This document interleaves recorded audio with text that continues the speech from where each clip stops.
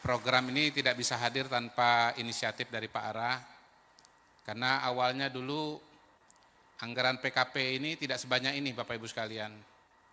Jadi berbeda dengan kementerian yang lain, KL yang lain, kementerian yang lain, KL yang lain, anggarannya sudah ada. Nah, kalau Pak Ara ini targetnya 3 juta rumah, anggarannya yang ada mungkin cuma cukup buat 200.000. Jadi Pak Ara dengan kreativitasnya, dengan jaringannya, dengan kerja kerasnya, mampu meningkatkan anggaran di PKP. Jadi ini kementerian yang luar biasa, Bapak Ibu sekalian. Bu Winnie, ya, Kang Deddy Mulyadi, teman-teman dari Wali Kota, Bupati, Pak James Riyadi, ya, kesempatan perumahan di tahun 2025 ini adalah kesempatan yang rasa-rasanya Pak James ya, itu belum pernah sebesar dan semasif ini, ya. Karena itulah kemudian tentunya harus dimanfaatkan dengan semaksimal mungkin. Presiden Prabowo punya program sangat banyak, tapi kalau saya sederhanakan Bapak Ibu sekalian, saya menyebutnya Prabonomics, Kang Deddy. Prabonomics itu cirinya ada 2. Pertama, memerangi kesenjangan. Jadi Pak Prabowo sebelum menjadi presiden, dari tulisan-tulisan, dari pidato-pidato beliau, sudah menyadari bahwa salah satu pekerjaan rumah bangsa kita itu adalah kesenjangan. Beliau mengatakan di dalam bukunya Paradoks Indonesia, bagaimana 1% penduduk Indonesia menguasai hampir 30%, 40% kekayaan Indonesia. Dan 10%, Kang Deddy, 70% kekayaan Indonesia. Dalam rapat-rapat kabinet, tentu Pak Ara dan Bu Winnie juga hafal, beliau mengatakan, pertumbuhan ekonomi kita boleh jadi salah satu yang tertinggi di Indonesia. 512 ya Bu ya? Ya.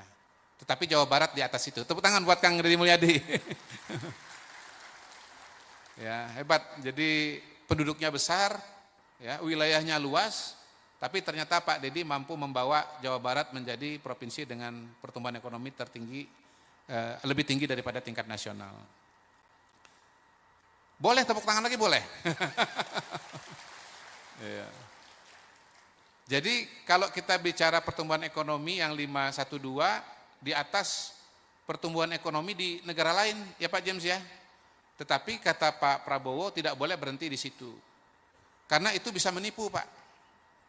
Terus terang saya sudah melihat data, bagaimana pendapatan keluarga di Indonesia, ya kalau itu 100% Bapak Ibu sekalian, itu sekitar 2/3-nya itu di bawah 5,8 juta per keluarga. Bukan per orang Pak ya. Gitu. Nah, sekitar 1/3-nya baru di atas 5,8 juta. Tolong nanti dikoreksi Ibu Winnie kalau ini salah. Dan hanya ada 1% keluarga yang pendapatannya itu di atas 27,5 juta per bulan. Jadi kita bisa lihat bahwa struktur masyarakat ekonomi kita, Pak Deddy, memang sangat membutuhkan satu, pertumbuhan ekonomi. Yang kedua, membutuhkan program-program yang mampu membantu mereka yang pendapatan ini masih menengah ke bawah untuk bisa mendapatkan akses kepada kebutuhan pokok. Tentu saja salah satunya adalah perumahan, begitu. Nah, tadi saya keliling ikut Pak Menteri PKP, ya keliling, ada brosur-brosur saya lihat. Di situ ditawarkan perumahan subsidi. DP-nya berapa, Bu, Pak? 1 juta, betul ya tadi ya? Ada 1 juta. Cicilannya berapa Pak Heru? 1,1. Jadi perumahan subsidi ini sangat diperlukan, mengingat tadi yang saya sampaikan, bahwa struktur masyarakat Indonesia kebanyakan itu masih di bawah 5,8%. 5,8 juta. Bahkan angka tengahnya Bapak Ibu sekalian itu bisa di sekitar 3 sampai 4 juta. Itu Pak Ara. Jadi yang dikerjakan oleh Pak Ara, dikerjakan oleh KDM, dikerjakan oleh Pak Bupati, wali kota, ya. Ini sesungguhnya memang sesuai dengan kondisi masyarakat kita. Ya. Tentu pemerintah tidak akan berhenti dengan kondisi yang ada, ingin lagi ditingkatkan.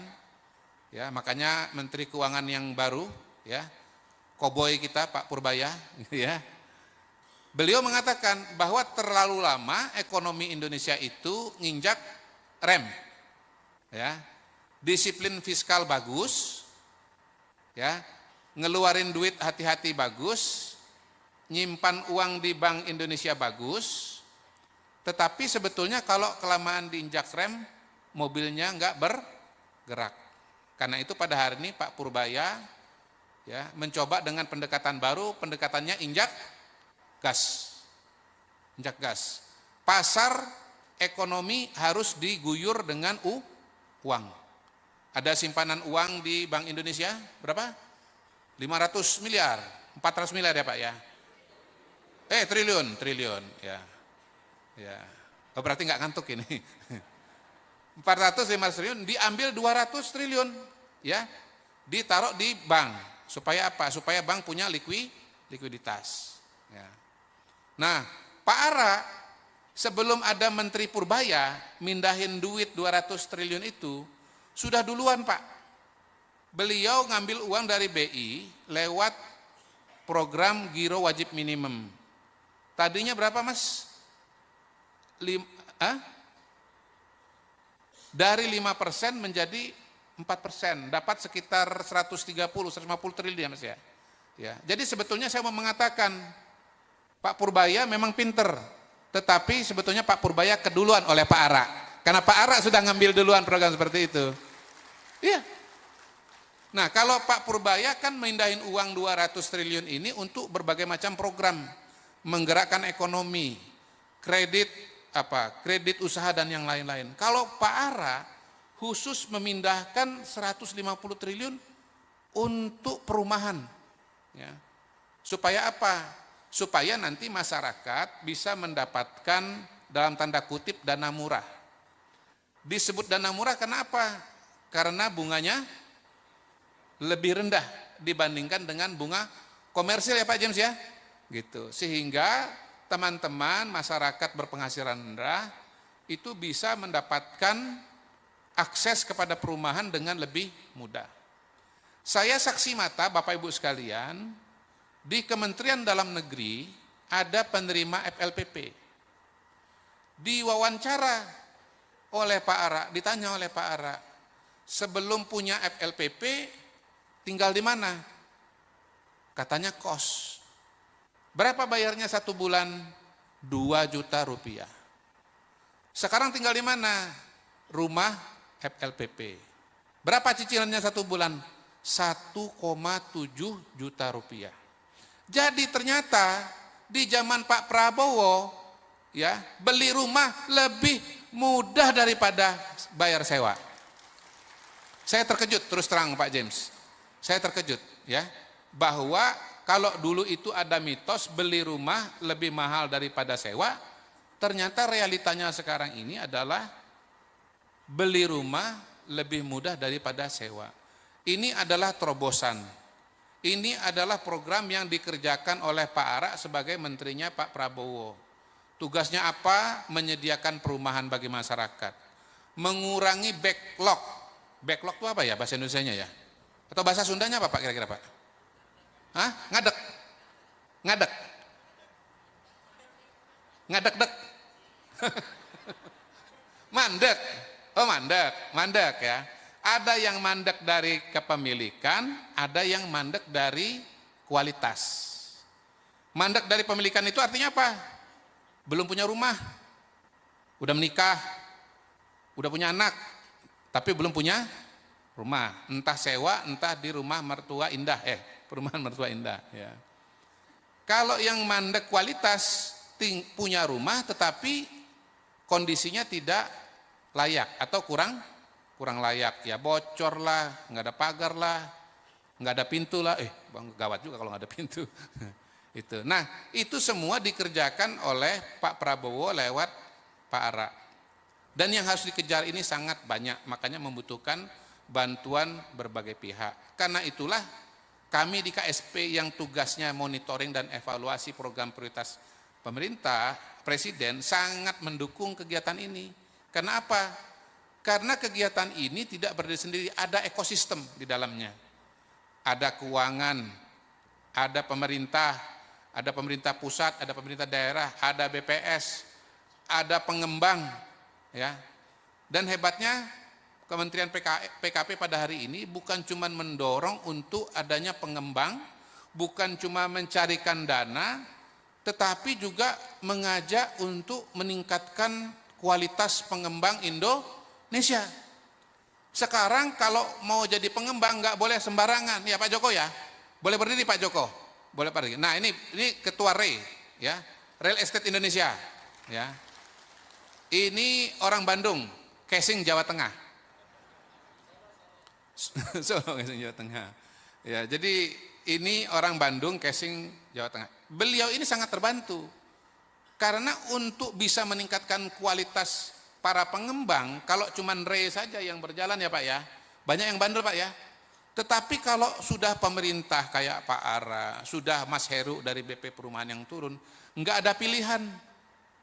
Karena kalau kualitasnya jelek, nggak bakal diberikan akses kepada FLPP, kepada KUR. Betul ya Pak ya? Betul. Gitu. Jadi ini yang namanya ekosistem Pak KDM. Semua berpartisipasi, semua bekerja sama. Ya. Jadi Pak Prabowo berusaha mengatasi masalah kesenjangan gizi lewat MBG, kesenjangan pendidikan lewat renovasi sekolah, ya, lewat sekolah rakyat, mengatasi kesenjangan perumahan. Ya. Perumahan itu menurut studi Bapak Ibu sekalian ya, salah satu tugas kehidupan paling berat manusia itu salah satunya adalah punya rumah. Bisa nggak makan? Bisa. Bisa punya baju? Bisa. Bisa sekolah? Bisa. Bisa punya rumah? Belum tentu. Tapi itu dulu. Sekarang dengan adanya Pak Ara semua bisa punya rumah. Insya Allah. Tepuk tangan lagi buat Bapak Ibu sekalian. Nah. Tapi begini, ya, yang namanya perumahan itu ada dua sisi Bapak Ibu sekalian. Ada sisi supply, ada sisi oh kok nggak kedengaran ini di ITB kan? Permintaan, ada supply, ada demand. Nah, Pak Ara ini udah kerja keras luar biasa, pemerintah sudah kerja keras luar biasa untuk sisi supply. Tapi demand-nya juga harus ikut, harus ngebareng nih. Dana udah tersedia, FLPP 350.000 rumah. Pak Ara ini 350.000 hanya FLPP aja apa termasuk KUR Pak? Ya, kalau dengan KUR berapa Pak? KUR berapa Pak?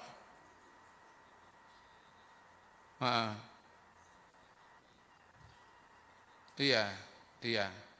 Jadi semua sudah dipermudah. Tapi sekarang yang mau beli, yang mau ikut ini, mau ngambil ini belum. Nah jadi ini satu PR lagi. Dalam waktu yang tidak terlalu panjang Bapak Ibu sekalian, harus segera ada yang memanfaatkan. Ya, jadi inilah pentingnya kegiatan sosialisasi pada hari ini. Ada banyak cara sosialisasi, saya sudah catat.